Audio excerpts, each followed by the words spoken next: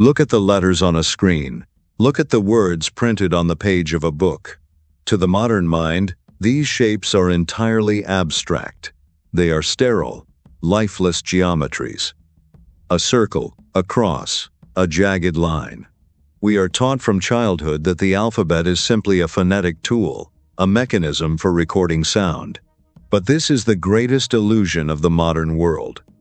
You are not looking at abstract shapes. You are looking at a graveyard of pictures. You are looking at the ghosts of an ancient world, hiding in plain sight. Every time you write an email, every time you sign your name, you are unwittingly drawing the severed heads of sacrificial animals, the floor plans of ancient tents, the ripples of dark water, and the weapons of long-dead warriors. The alphabet you use every single day has a secret origin. It is a shadowy lineage of symbols that survived the collapse of empires, crossed impossible deserts, and adapted to the tongues of thousands of different cultures. But a shadow implies that something is blocking the light.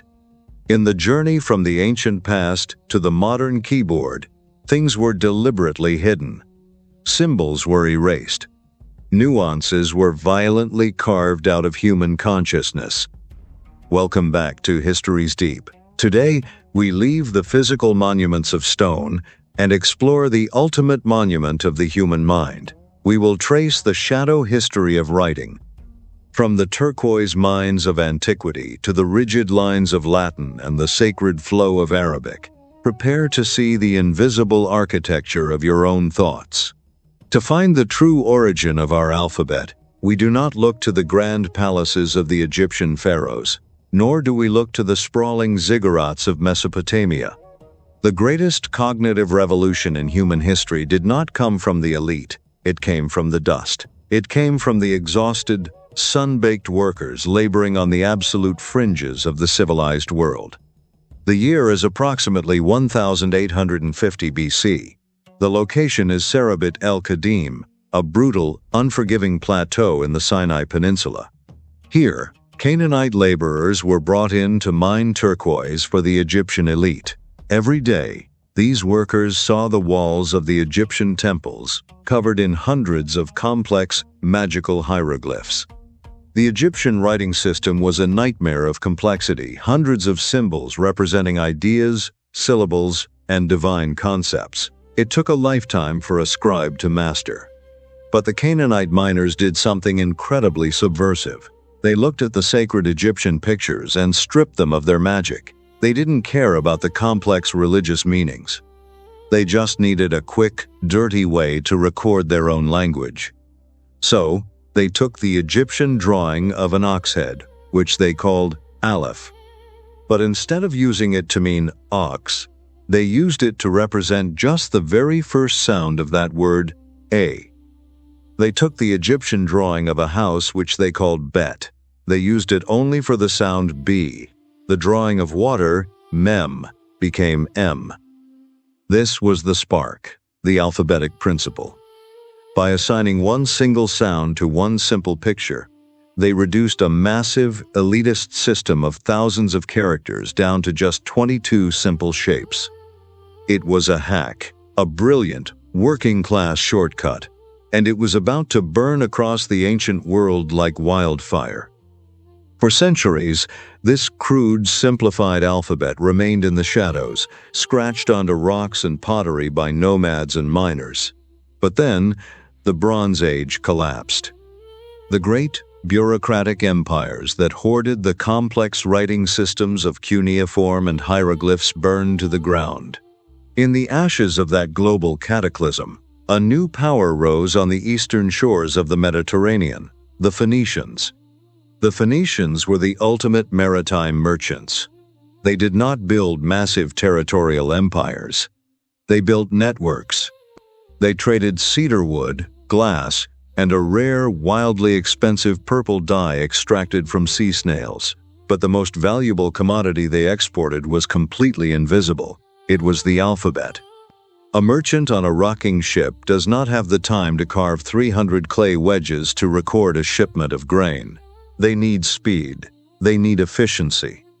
The Phoenicians took the crude Canaanite symbols, streamlined them, and carried them across the sea. When this Phoenician script reached the shores of ancient Greece, a profound mutation occurred. The Phoenician alphabet had no vowels. You had to guess the vowel sounds based on context, which is perfect for Semitic languages but terrible for Greek. So, the Greeks took Phoenician letters they didn't need and flipped their function. The Phoenician glottal stop became the Greek vowel alpha. The Phoenician, he became epsilon. The Greeks also did something else. Originally, the Phoenicians wrote from right to left. The early Greeks experimented with writing like an ox plowing a field, right to left, then dropping down and going left to right. But eventually, they standardized it to strictly left to right, and as the symbols flipped direction, their shapes physically turned. Take a capital A, turn it upside down, and you will see the snout and the two horns of the Canaanite ox. Take a capital E, point the prongs downward, and you will see the ancient drawing of a person rejoicing with raised arms. The Greeks passed this mutated script to the Etruscans, who passed it to the Romans. The Romans turned it into the rigid, monumental, monolithic Latin alphabet we use today. But this is only half the story. While the Phoenician ships carried the alphabet west across the salt water of the Mediterranean, another current carried the exact same symbols east, across the sand oceans of the desert. This was the Aramaic divergence. The Arameans were inland traders, moving caravans across the Middle East. While the Greeks and Romans were carving their letters into hard stone, creating rigid, straight lines and sharp angles, the Arameans were writing with ink on papyrus and parchment. The medium changes the message. When you write quickly with a reed pen, you do not lift it from the page. Your letters begin to curve. They begin to soften. They reach out and hold hands with the letters next to them. The Aramaic script became so incredibly efficient that the massive Neo-Assyrian and Persian empires adopted it as their official administrative language. It became the lingua franca of the ancient Middle East. It was the language spoken by Jesus. As time passed, a nomadic Arab tribe known as the Nabataeans, the masters of the desert who carved the impossible city of Petra out of solid red rock, took the Aramaic script and pushed its cursive, flowing nature to its absolute limit. Over centuries, the sharp, distinct Phoenician symbols melted into beautiful, continuous ribbons of ink. This Nabataean script eventually evolved into the Arabic alphabet. When you look at the elegant, sweeping calligraphy of Arabic, and you look at the rigid, blocky text of an English newspaper, your brain tells you they are completely alien to one another. But they are siblings. The Arabic aleph and the Latin A are the exact same ox. The Arabic ba and the Latin B are the exact same ancient house. The Quran and the Magna Carta were written using the descendants of the exact same Canaanite pictures, a single, shared memory disguised by time and geography. But evolution is a violent process. In order for a species to survive, parts of it must die. As the alphabet spread from the Sinai Desert to the edges of the known world, it suffered amputations. There are shadow letters, symbols that were deliberately erased, forgotten, and purged from our collective memory. Consider the Greeks.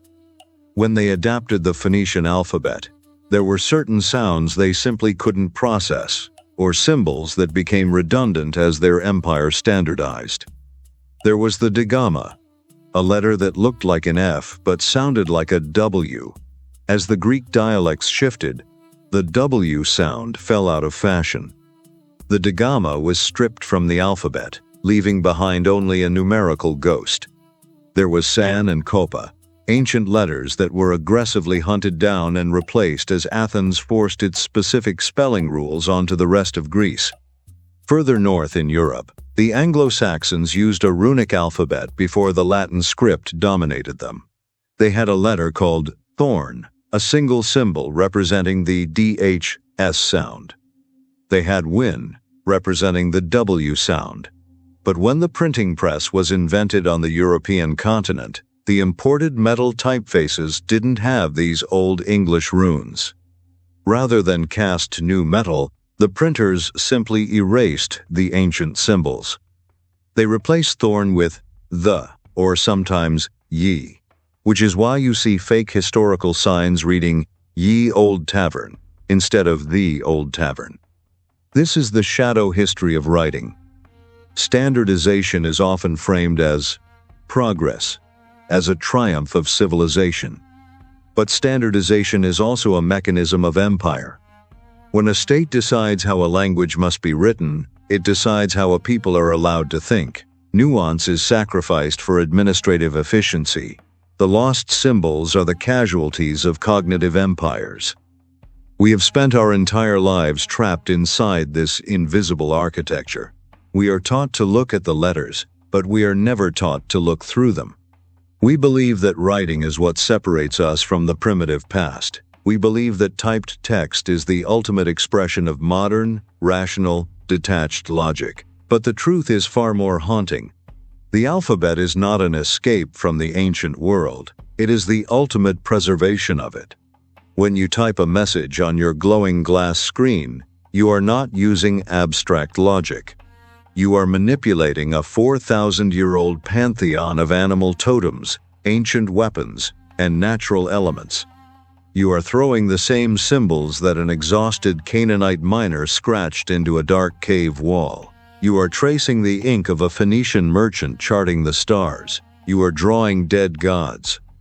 Our words are just masks, wearing the faces of a forgotten epoch. But if the letters we use every day are built on the ruins of the past, what happens when the foundation finally cracks? You have journeyed with us from the melting of the Ice Age, through the collapse of the Bronze Age, into the golden bloodlines of the sun, and finally, into the architecture of your own mind. Next time, on History's Deep, we'll explore the great conflicts of the second millennium BC, the Hittite-Egyptian tension, and the truth behind history's first peace treaty. Until the cycle resets, stay in the dark.